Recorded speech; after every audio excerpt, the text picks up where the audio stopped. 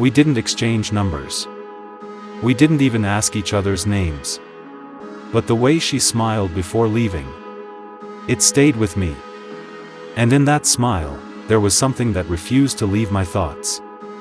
It haunted me, not like a ghost, but like music stuck in your head. A melody you don't want to forget. The next morning, I found myself walking slower. I took the same route as that night, even though I had no reason to. 7th and Maple. Same time. Same jacket. Same hope.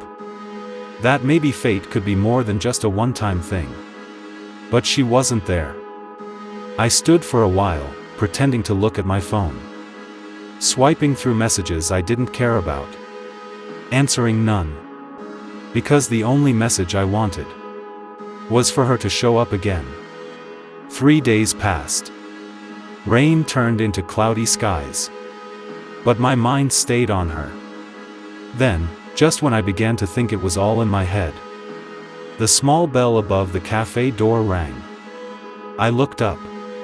And there she was. Same coat. Same soft eyes. But this time, she was glowing in a quiet kind of way. She noticed me. Paused for a second. "You came back," I said, trying not to sound too excited. "I left something behind," she replied. I smiled. "Your hoodie?"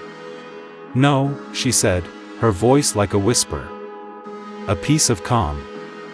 I didn't know how to answer that. But my chest felt warm. Like maybe she meant I gave her that calm.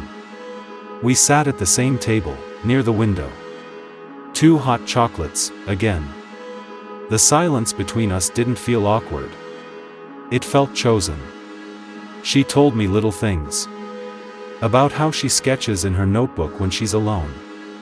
That she's scared of thunder but not lightning. How she once watched an entire sunset in silence, just to feel less alone. I asked, "What's your name?" She paused.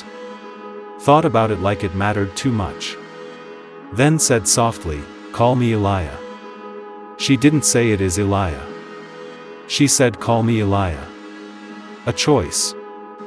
Like maybe her real name carried too many memories. Too much pain. But I didn't press her. Because in that moment, Elia felt real. Real enough to believe in. And maybe that's all that mattered. Before she left, she reached into her bag and handed me a folded paper. "What's this?"